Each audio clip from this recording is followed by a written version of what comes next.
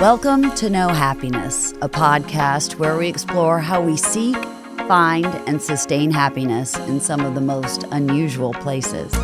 Today, I have a guest, my brother, Dustin. He is a husband, a father, a wine aficionado. I don't know, anything else you can think of that you would classify yourself as? Glorified Uber driver, probably, that doesn't get paid. Right.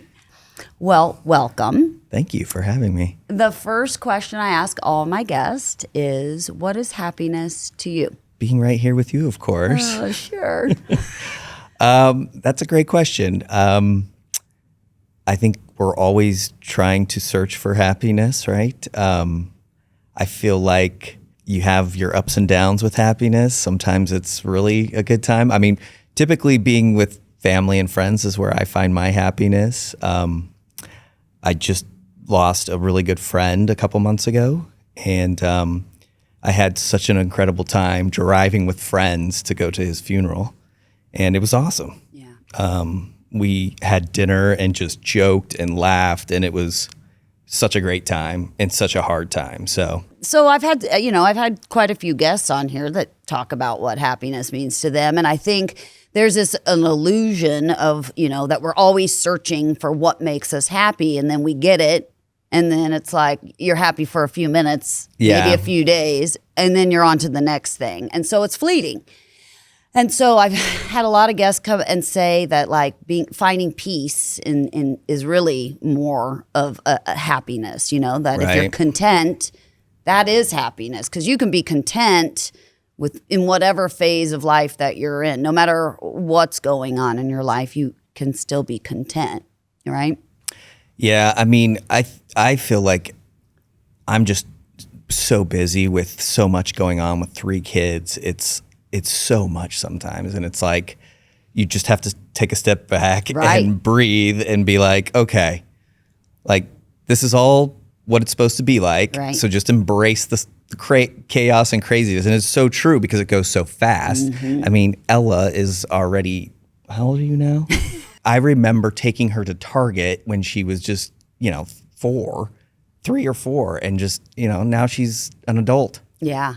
In her own relationship. It does go fast. And, I think it's easy when you're in the midst of the chaos to be like, fuck this is bullshit. Nobody, and in a blink of an eye, it's gone. Yeah. And then you're left with kids coming to visit. They're all off at college or have their own families. And it's like, then what? We have friends that have older kids, and they're all like, I just always remember them like, it goes so fast. So take it while you can. And I remember a good friend of mine who's got kids that she has a senior in high school and then a kid in college. And I remember helping her carry something out of her car one time, and there was crumbs and shit all over the inside of the car. And I was like, oh my God, like this is terrible. You filthy animal. Now the other day, I literally was vacuuming out my car, and I'm like, I am that person. Yeah. Like there's Doritos and French fries and things that have been sitting there for weeks. Yeah. And it's like, I guess just enjoy it while you can. Right, enjoy the mess. Well, I notice like you were everything our dad really wasn't. You're so engaged, you're so present. It's just really, and I know I've told you this a gazillion times, but it's true. And I really honor that and value that. And I think that what you're doing with these kids is so important. Having a stable, involved, healthy father is the best gift. I think you're right. It's probably I'm overcompensating because I'm coaching their teams. Like even when I don't really want to, like I decided this last year, like I don't want to coach kids when they're just starting because I'm too competitive, and it's just you have to really dial it back. Yeah. And I'm pretty hard on our kids in terms of coaching them, because I remember what it was like going against the kid whose dad was the coach, and I got taken out on by that guy because I could beat his kid, and he was like, he would take it out on me. So I'm extra hard on my kids because I don't want them to think that they're getting any extra preferential treatment. Right. And so, I'm probably extremely hard on them versus the other kids on the team. Right. Just for that reason. But well, what's interesting, and Scott has really helped me with this because I kind of took mom's form of parenting, like kind of the top down authoritarian, like you will listen to me. There was no, like, I know you're going to experiment with things. It was like, you won't, and I'm not going to let you, or I'm going to attempt to prevent you.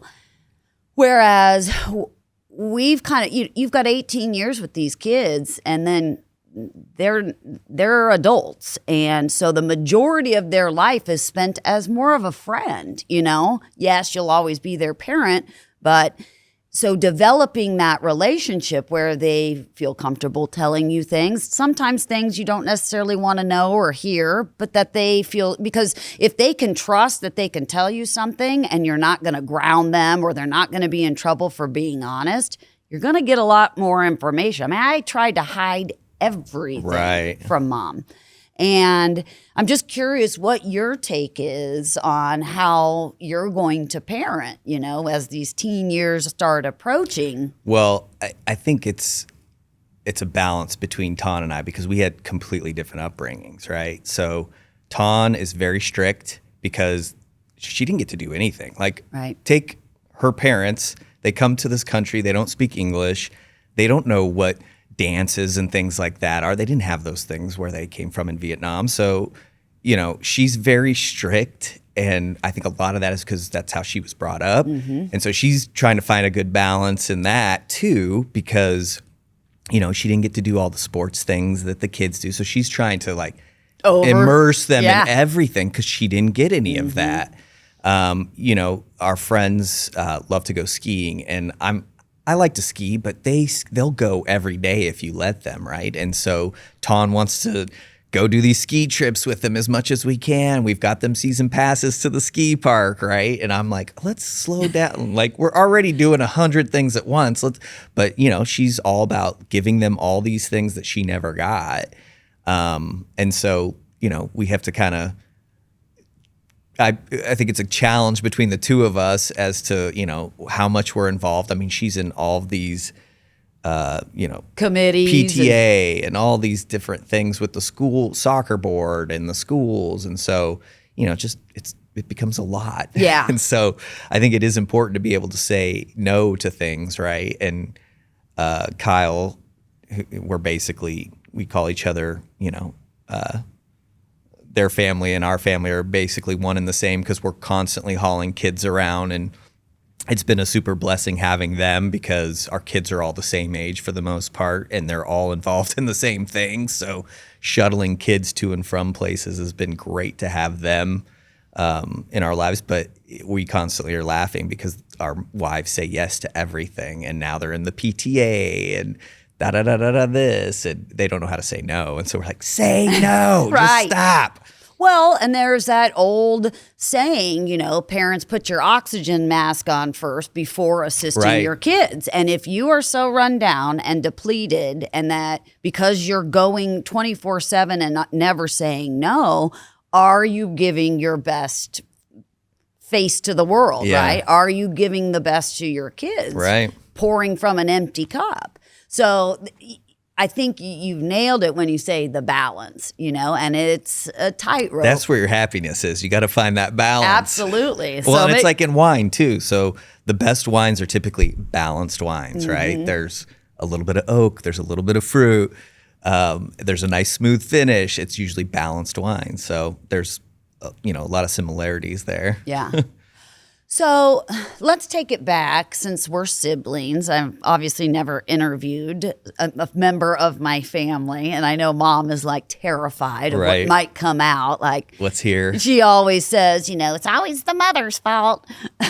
Yeah, it is. I was going to say, you could probably relate now. Yeah, I fully understand that.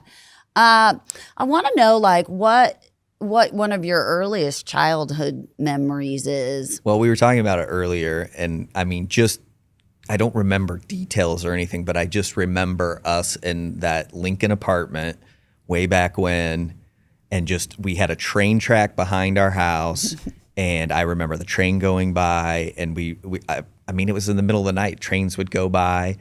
I do remember, a lot more at our 71st street. So once we moved to Kansas City, obviously some of those first memories of mine are constantly hanging in our backyard because we had that creek that ran through. And I remember going through those culverts, and we'd be miles away from home, and or at least it felt like miles. Yeah. Well, I mean, it was. I would not want my kid in today's age to be walking that far unattended. Right. And who knows who the hell's out there, but we used to do it. I guess vagrants living in the sewers. Well, we played in sewers. Yeah, and we'd come back. As soon as nightfall came, we'd come running back to the house, and Mom was never there. She was working. I mean, I think about some of the stuff she's told me, and she's like, well, at least you have somebody with you. And it's like, makes you appreciate her even more so because she was pretty much doing it by herself. Yeah. So just to catch people up who might be listening to this, a little backstory is our parents got divorced when I was 5. 2 and 5. Yeah. And, our mother didn't have a lot of money. I mean, she was pretty much broke. Yeah. And at that time, our dad didn't really have a lot of money. He was just a floor nurse. So yeah, I think he was saying he made like $6 an hour or something. Probably. I think he was going to make $9 an hour when he took the Hanford job. Right. And then they bumped it up to $11 an hour or something. Yeah. And I'm like, holy crap! Like now that's Right. 40 Sure. years ago Sure. or whatever. But are we that old? yeah, really. But the point being that she was a single mother with no money. And what's funny is so I don't know, you probably don't carry this same story, but for most of my life, I blamed Dad for moving to California. And Mom had always said, well, your dad left us. Your Right. dad left, you Right. know. And now as I've gotten older, I've been able to figure out that, well, actually, she moved. Mm-hmm. She moved us to Kansas City, which was 3.5 hours from where he was, which meant we probably weren't going to see him, but maybe once a month. I mean, that's not like just a easy weekend. It's like once a month. That's a haul. Yeah. So in reality, and this is no fault to Mom, and I don't want her to think I'm, Right. but that was her perception of what happened. But the reality was she moved. And we wouldn't have seen him much anyway, whether he was in California or Lincoln. Now, by him moving to California, that extended, Twice a year. Yeah, that minimized seeing him way more. But it made me really angry with Dad for a really long time. Sure. Thinking that he'd abandoned us, and that was my story. So I've carried that abandonment wound my whole life. Right. And no, we weren't Dad's top priority, and I think he would admit and acknowledge that. Whereas with Mom, we were her primary. She of course had to work. Well, wasn't that part of the reason she moved? She got a job. She had a job offer that paid well. Yeah. And, she probably got to the point where she probably needed to get away, I would think, too, right? Yeah. Well, she didn't have any family there. Right. I'm surprised she didn't move to Des Moines, where she had a sister that lived there and her parents that were close. Thank God she didn't. But she knew the person she was moving down here to work for, didn't she? Oh, well, I think within the Adventist community, Right. they all, Yeah. kind of maybe went to Oak Park Academy together. It's a small circle in that Adventist group. But yeah, she moved us down here. I was in the 2nd grade. So you would have been before Preschool. Yeah. Because I remember going to the hospital daycare. Yeah. And where Mom worked right. at one point. She for a very long time, she worked at Shawnee Mission Medical Center, and I was a latchkey kid. I mean, she couldn't afford daycare for both of us. Right. All of her child support went to your daycare.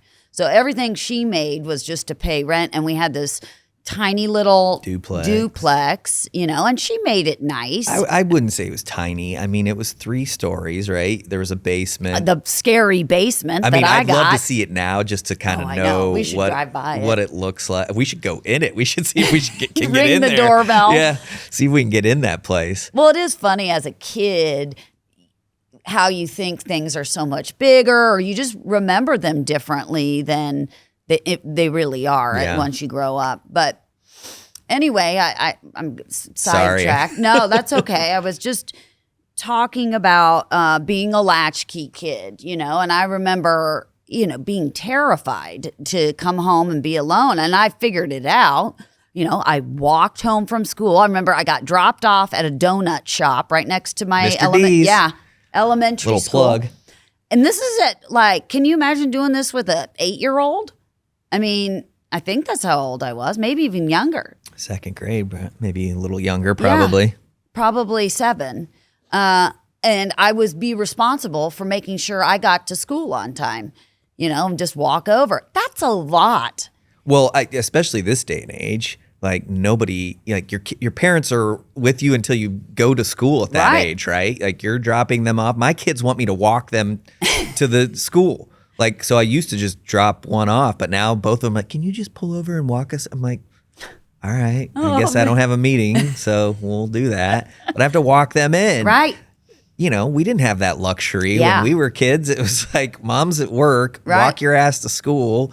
Well, and I think of like that with my own kids. Like Ella got a very different childhood than Calder. When Ella was little, I had to work. I was in nursing school and then I had to work.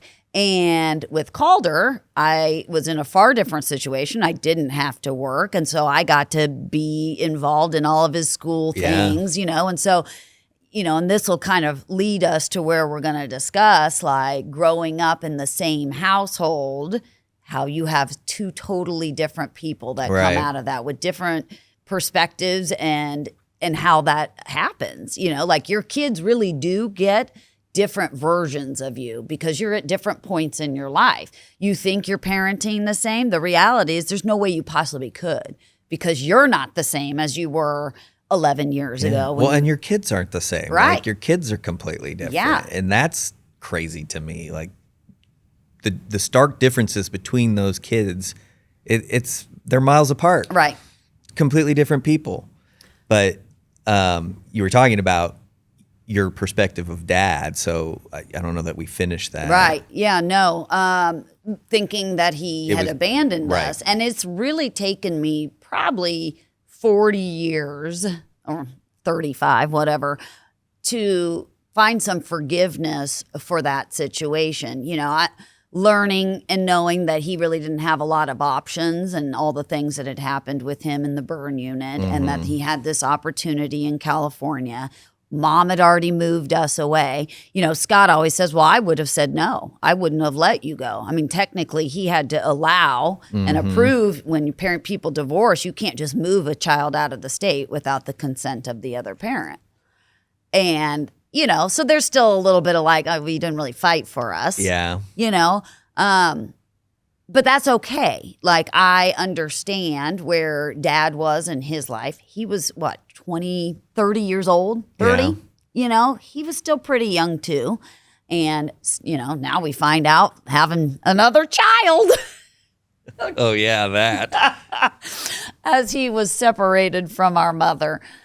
Our little 40-year-old love child sister. Yeah, I mean, he definitely put himself first in many situations, whereas I don't think mom did that. Like, I feel like mom, we were priority one, right? And how we survived, she was going to figure out a way to make that happen, right? And dad probably got off pretty easy because she moved away. Right. And it's like, oh, well, I mean, if that's what she wants to do, and that gives him an easy excuse to be able to move further away and advance his career. And, I think in hindsight, I always gave dad the benefit of the doubt. The older I get, I'm like, we were definitely not priority one. And he's even told me, he's like, you were the father I should have been. He said that to me. And that was like, how's that make you feel?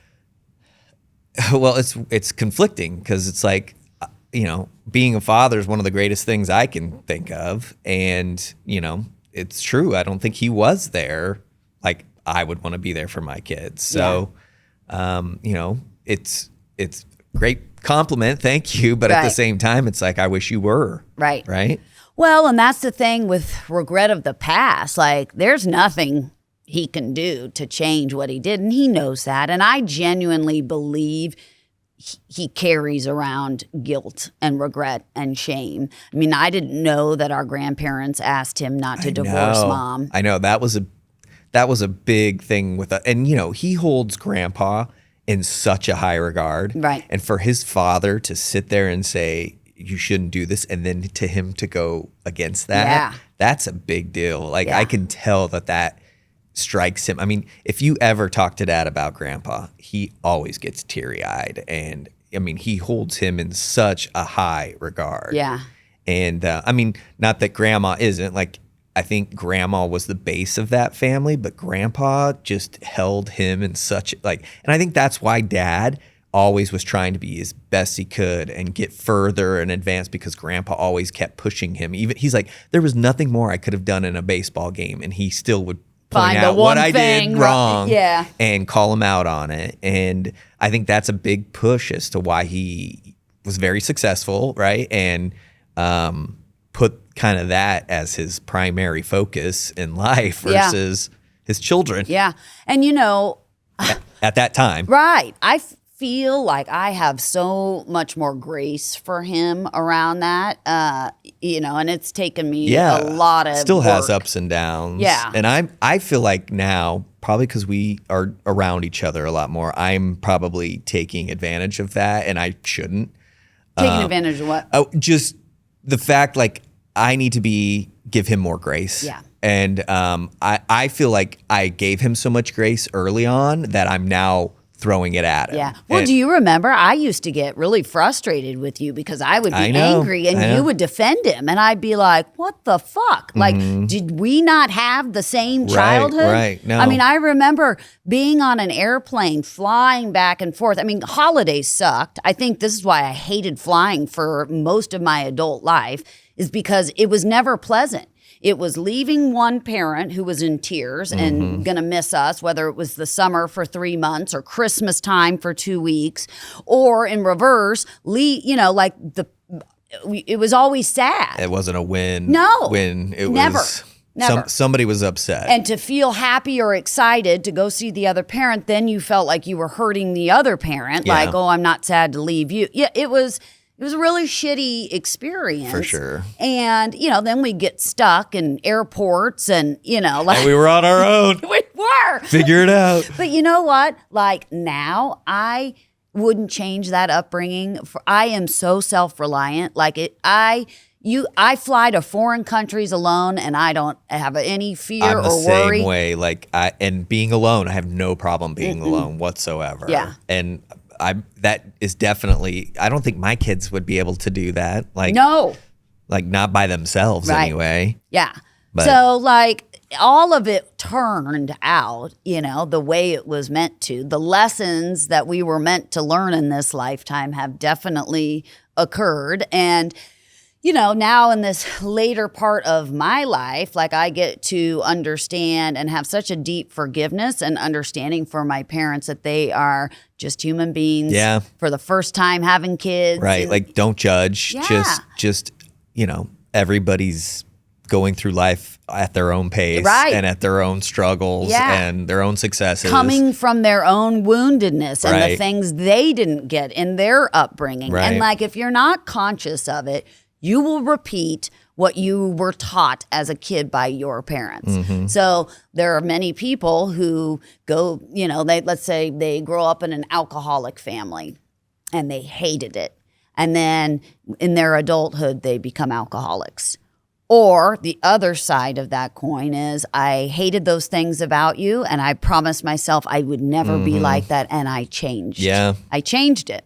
So, like, it's really up to us as to what lessons and what experiences we want to adopt and what ones we want to let go. Well, and we're still learning, I feel like, too. I feel like that's life, right? Like, you're learning as you, the things that we know now, it would be so great to have known when you were much younger, right? Like, I think, to me, that's one of the things that is so cool, is that you're still learning. Like, I forgot to tell you this, Florian, our cousin, second cousin, reached out to me the other day, and he's just down in the dirt and trying to figure stuff out. And I'm like, dude, I'm still learning life. Right. Like, you should not be 23 years old and have everything figured out and planned. Like, I'm still trying to figure out what I want to do when I grow up, me right? too.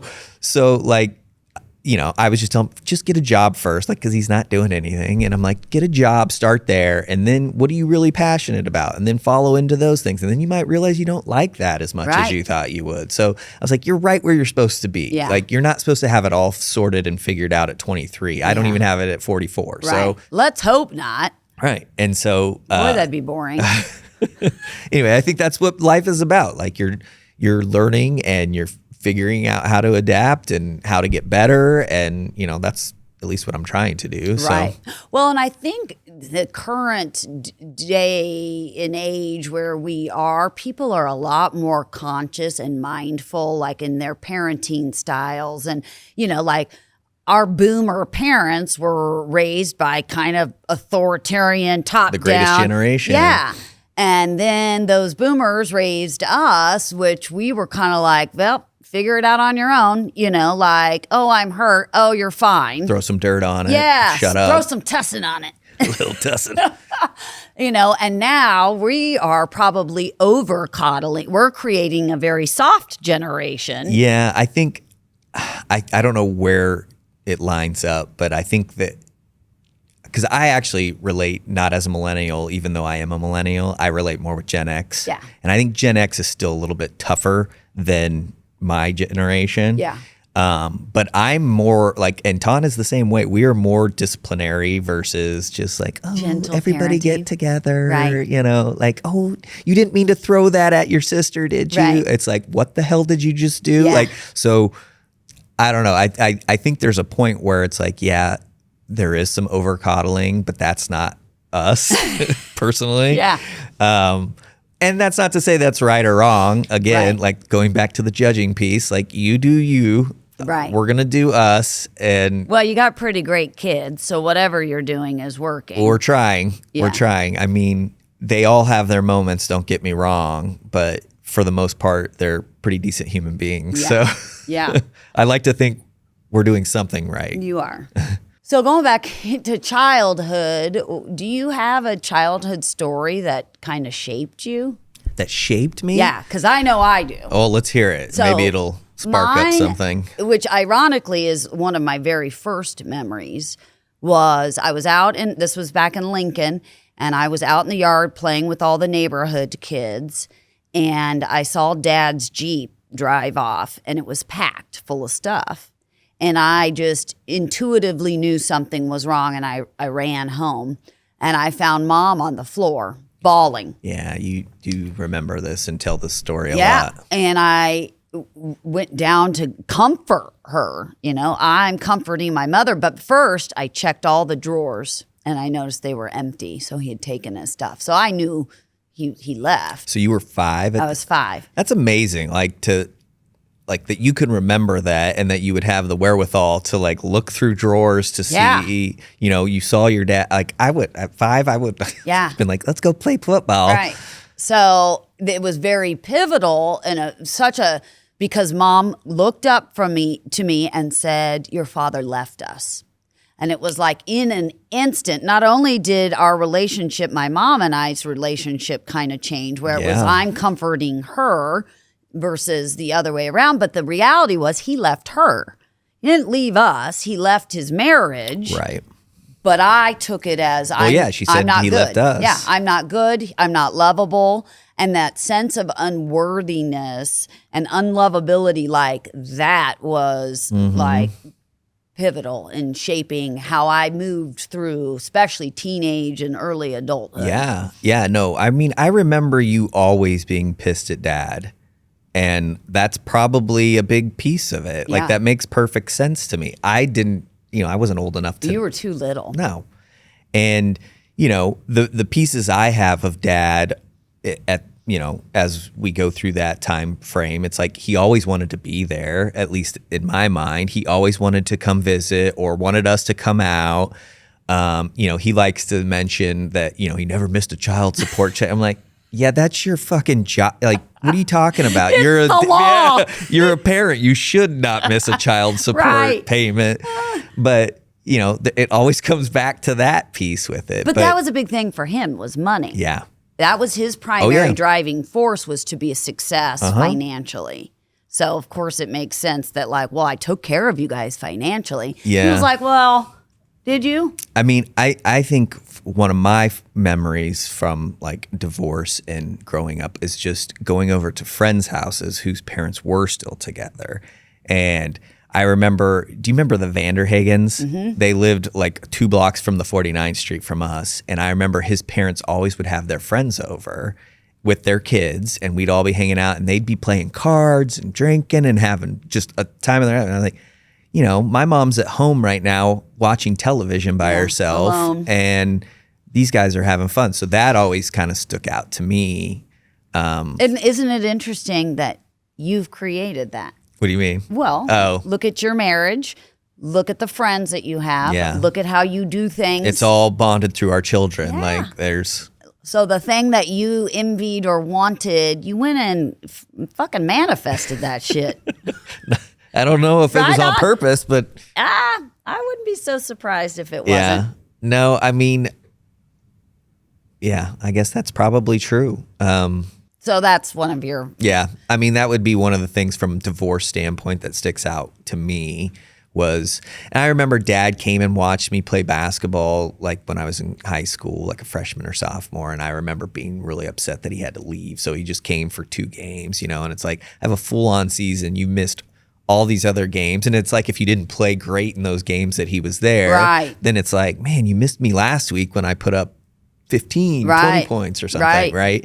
And so, yeah, I mean, I try not to miss a single game. And, that's probably the reason I ended up moving back out to California, was because I wanted him to get some of that experience with me, right? And so, that definitely kind of full circles it in terms of him not being there. And I'm probably more like Dad in that I'm more selfish, or at least was like, look, I'm going to come to most of them, but I'm not making everybody come to all your games. Like, I kind of took more of that, like, I have my own life. I'll get to them when I can, So maybe that's where I've had a little more forgiveness for Dad, is because I see some of myself in him for sure. Well, I mean, I think everybody has selfishness in themselves to some degree, right? It's just, I mean, I'm selfish. I think everybody is. It's human nature. Right. I mean, that's how we survive. Take care of yourself. Yeah. And, put the oxygen mask on. Some of us just take it to an extreme. Right. Some of us sit there and... I'm hitting my oxygen. If you had to describe what our childhood felt like, how would you put it into words? Well, I mean, we basically kind of took care of ourselves there for a while. I mean, when Mom would go out, it'd be like Friday nights and we'd be alone. If you didn't leave or something to go run off with someone or something. Well, I didn't. I mean, I feel like, at least from my vantage, when I felt like I was home watching you a lot. Yeah. Certainly up until I got into high school, and you were more, then I wasn't required to stay home with you in middle school and stuff. But, I had a lot of responsibility from a very young age, being responsible for a little kid. Yeah. When I was a little kid. And, of course, through a lot of therapy and working through things, forgiveness for Mom, understanding that she was just trying to provide for us and putting herself in night school, so she would work a full-time job, then go to night school, I don't know how many days a week, and then always found a way to meet some different guys along the way. I mean, I do remember a lot of different men. Mm-hmm. And no shade to her, she was looking for a partner, right? Which makes 100% sense to me. So, like, I would describe my experience of childhood as kind of lonely or isolated. But that's probably why you're so independent and Right. can be by yourself. Yeah. Whereas, I think there's a lot of people that have to have people with them all Right. the time. And you and I don't need that. Yeah. Well, it's taken me to get to my adulthood to be that way, because in high school and early adulthood, I always wanted to be around people. I was bored if I didn't have a gazillion people around and the party to go to. Right. And now I'm like overcompensating. And now I think I finally come back to my balanced center where like I do need my alone time to recharge. Yeah. You know, I do a lot of giving, you know, whether it's through my classes that I teach or in friendships. I tend to be the person people call to talk them through things. I have a tendency to attract the wounded birds, as people like to call it, you know, that like are always in need. Need a so little clearly, support. yeah, there's something about me that enjoys helping others. That's, I think, probably what I've been put on this earth to do. What do you think you've been put here on this earth to do? Oh my gosh. I mean, only what I can think of, like what's in front of me right now, and that's my kids and my wife, and making sure that, you know, I have a family that's, you know, going to be able to be out on their own in the world at some point, and knowing that, you know, we will support them no matter what. And, you know, that's my primary focus right now. I don't know what I was meant to do, but I guess it's being a father. See, and I 100% think that that's what your purpose is, is to shape these little humans to grow up to be badass adults. Well, that's the goal. You know, I want them, you know, even now I think about all the things that they get. And that's why I always tell you, I'm like, don't spoil them. Like, those kids have everything they could possibly need. Like, just take them on experiences. Like, you know, do those things. They don't need material things. Like, that's where it's really challenging for me, because it's like we give them so much. Right. And I want them to know what it's like to not have everything that they could possibly want. And that's why I wanted us to do something for Christmas where it's like we're giving back. This is what this season's really about anyway, right? And, you know, I had them go help Grandpa with his Rotary thing, and they fed like 800 families in Clear Lake, and they were there helping hand out gifts to these kids that needed stuff. And it's like, they need to see those sorts of things. Right. Like, not everybody has everything that they want all the time. Well, we certainly were not brought up that way. And Scott and I definitely can lock horns on our approach to parenting. You know, I come from you know, I had to work if I wanted a car. I had to pay my insurance. I always had to have my own money to go and do things. Yep. And Scott is from a completely other side, where his parents, you know, he was their only child, the apple of their eye. They fought really hard to have him, you know, and they helped him get his first house. They helped him start this business, and he was a hard worker, so it wasn't like, you know, I mean, he worked 2 jobs. Yeah, he full didn't sit time. around playing video games. You know, he was responsible, but he because of how they set him up, it set him up to have a far easier time to succeed and save money. And so I'm seeing a little bit in how we're doing that with the kids and how it really does. You know, if you help them get the car, then they can start putting money away so that when this car goes out, they've got money set aside, you know, versus coming from behind and always climbing out of a hole because you're broke, because you're struggling right out of college. Like, so. Yeah, it's tough. It's a tough game to play. Because I didn't have that stuff makes me far more appreciative of it, I think, and understand how hard it is to get those things. And, you know, I'm not sure our kids fully get, you know, when they go into Whole Foods with me and they're like, we'll take that and that and that, you know. Oh, I hate shopping with my kids because it's like they just want to throw everything in. And it's like, no, we're not getting that. I'm sorry. They need these $13 marshmallows. Like Lola last night wanted a soda. And I'm like, no, like you've been eating sweets this entire time. We're not having one tonight. And then, of course, I gave it and opened a soda and I shared it with her. But, you know, and of course she pouted right afterwards. She's such a little crap, but. Oh, well, I love how you compared. You know who she reminds me of? You and Jackie. Well, just her emotional roller coaster. I mean, she's just up and down. And I mean, Ton took her to school one day and her parents were in town and they were late. And for whatever reason, she's just like her mother in that sense where Lola does not want to be late, even though we've never been late to class once this year. So she started middle school this year. We've never been late once, but she freaked out because she thought she was going to be late. And then I can't remember what happened. One time she didn't think she had the shoes for volleyball practice. She had shoes. They just weren't the ones that she wanted. And she's crying and hysterical. I'm like, calm down. Why are we getting so crazy about this? And she'll have those episodes every once in a while. So to me, what that sounds like is perfectionism. Yeah. Wanting everything to. So where does that come from? Well, and that's what we were trying to say, because it's like we want them to do well for themselves, right? We don't want them to think that we'll be mad at them if they don't do something. And we get that a lot from them. Like they feel like they're letting us down. And she, for whatever reason, and I don't know if it's because she's the oldest, like that reminds me of Dad, like, he's the oldest, so much more is put on the older kid, and he'll relate to Lola a lot. Like he'll be like, oh, I know exactly what she's what she's feeling. And I would say I probably am like, better, right? That's what I'll always throw at her probably, and that might be what screws her up.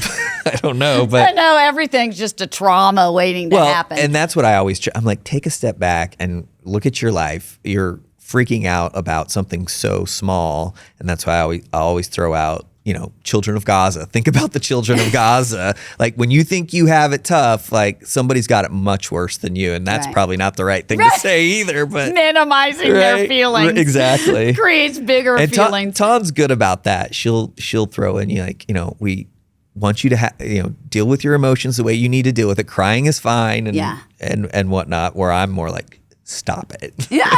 Well, and I don't really consider myself a super emotional person anymore. I probably have outgrown some of that.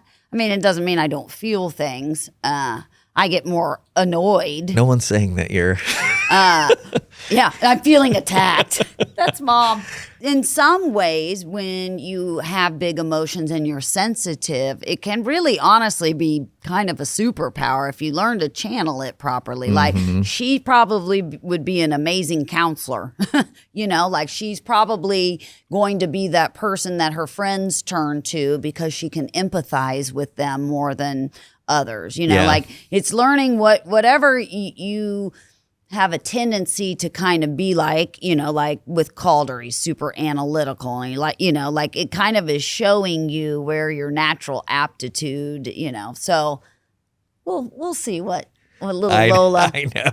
I'll be very curious to see. I know. I'm still holding my breath. I can't imagine where Ella will fully land, where I think I know Ava is going to be a counselor. I could see that. She's just very intuitive, and she loves to listen to people, tell me, I'm here. I want to understand. Sounds like you. Yeah. Ava and I have a very unique relationship. It is, and I think this is where, because we had such an evil stepmom, she was not a kind We're person. talking about Mary? Yeah, we're talking about Mary. My dad's been married 3 times. I'm just letting Yeah, let's just put that out there. Although, so have I. So don't judge. I'm not judging. Yeah.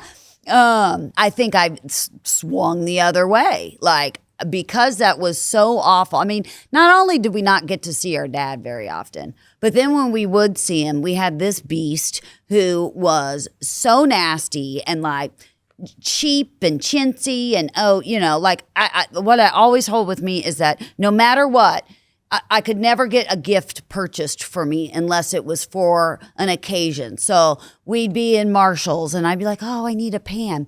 Well, we'll get it for you. That'll be your birthday present. Yeah. Like never just, it's like, God damn, we don't live with you. Yeah. You're not paying the bill for me all the time. Like you can't buy me. I'm sure she held that monthly child support check over us big time. Like, oh, well, we're giving them money. Yeah. I mean, and it wasn't much. Yeah. It really wasn't. No, not to survive. No. With one parent. Yeah, so I think that's why I swore to myself I would never Be that stepmom. Yeah, that I would love them like my own children, and I can genuinely say I do. I mean, I've helped raise her. I've known her since she was 7 years old, so younger. So every bit, and it just so happens that her mom isn't present in her life, and it's been such a cool opportunity because I missed such formative years with Ella. She was gone from 14 to 17. So I didn't get to do the prom and I didn't get to help her get ready for all the things. And it almost feels like a do-over because Ava's mom isn't around or present for any of that. And so now I get to take on those responsibilities and, her yearbook ads and make sure her senior pictures are done and all those things I get to be a part of that I didn't get to with Ella. And so I think it's definitely like a gift for me, because that's a huge deal to have your mom in your life when you're a teen girl. Absolutely. Yes, you're going to lock horns. I mean, God, Mom and I were, some of that was just because I would borrow her stuff and ruin it, which kind of happens with Ava. But well, you just made it up for it with the awesome belt you just got her. Yeah. So Merry Christmas, Mom. Yeah, don't say I never did anything Right. for you. So when did you feel like you were stepping into adulthood? We spent a lot of time talking about childhood. Oh, boy. I don't know that I have yet, to be honest with you. I know. Do you feel like I feel that when I was in the drive, line to pick the kids up, and I'm looking around at all these people, and they seem and acted so old and mature, and I'm like, I can't tell anybody's age now, in my world. right? And I've come to find out I'm the oldest of a lot of people that are in our circle of parents in the school and things. I'm like, God dang, they look really old. And then I'm like, oh, I'm older than them. And it's holy crap. So I don't know. I mean, I think, for me, a big reason why it took me so long to settle down was because of probably what we grew up with. And I didn't want to get into a relationship and then separate from my wife and get a divorce, right? So it took me a long time to make that push to finally say, okay, I want to get married now, right? Yeah. And, I probably one of the reasons I really love my wife is that she has that patience and waited that long for me to kind of get my shit together. Yeah. And so, I think probably getting married and then definitely having a child, it just, now it's not about just you and your significant other. It's you're caring for this other being, Right. and is responsible. Well, it's pretty cool with you guys because, and I even remember getting on your ass, look, Shit or get off the yeah, pot. she moved all the way up to the middle of nowhere. I know, for her you. parents hate me. Yeah, took her away from her family. The least you can do is marry her. And, I fell on the other side, I'll get married. I know I'll get divorced. It's no big deal. I mean, both my first two weddings, I cried because I was like, what am I doing? Now, I was pregnant. Yeah. So, and I felt a little bit of pressure, at least with my first marriage, to get married from my parents, well, you should try and do the right thing, even though we were breaking up, we were literally going to break up, and then this happened. So this happened, and then I got pregnant. She's so cute, though. Yeah, I don't know if even for me, parenthood made me feel like adulthood because, I still struggled with drugs and alcohol into my adulthood. And so I think a lot of that made me obviously less engaged as a parent or less involved as a parent. Or in a relationship, I yeah. guess, probably. Yeah. Right? I mean, I met Joe in rehab. I should write a book. No white trash. No happiness and white trash. Oh, my gosh. I don't consider that trashy. I just consider it Yeah, rehab, you'd have to have money, right? Right. So, well, I mean, you've lived a story that no one can tell but yourself. Right. So, I think that's pretty remarkable. Well, I think like all of those experiences, like I could sit and feel shame and guilt around the things that I've done in my past, but like what does that do for me in the present? What does that do? I used to think that like if as long as I felt guilty and shameful, that it showed the people in my life that I was sorry. And all it was doing was keeping me stuck. And, like the greatest apology is changed behavior. It was just doing things differently. And like I just like with Dad, I can't do anything about my past, but I can certainly change who I am and do things differently moving forward. And I feel like I have done that. And that's why my kids have turned out as well as they have, despite like my best attempt to screw things up because of my sense of unlovability or unworthiness. It had nothing to do with them. But, back to how we talked about, Ella got a different me and Calder got a different me, and so I've reconciled that with Ella, that like, because there were, and she's grown up and she's gotten into my conscious community where she's learning all about why she does the things she does. And like, it's pretty awesome because like I don't come from when she comes to me with things that like have hurt her in the past or that have bothered her, I don't take it personally. I don't, get defensive and like, well, I did that because of this, or whatever, that I can fully hear her and truly look her in the eye and say, I'm sorry, that was never my intention. Right. And, I think the more as parents that you can listen without defensiveness is. Yeah. The feedback I've gotten is like, just listen to your kids. They'll tell you everything if you just listen. Yeah. And don't get defensive. Well, what are you thinking? And just listen. Yeah. Like they will tell you everything you need to hear. And that's your job as especially a father of girls, I feel like, is just to listen. Yeah. Well, and men, they want to fix.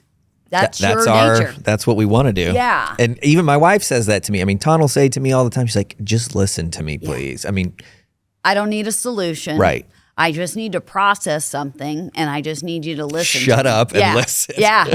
Oh, believe me. And we're Fultses, so we like to talk, right? So that's another, like, she'll be like, oh my God, you guys talk so much. And it's like, that's because we're all fighting for, airspace. Yeah. Well, that was funny because we went back to visit Scott's family, his mom's side.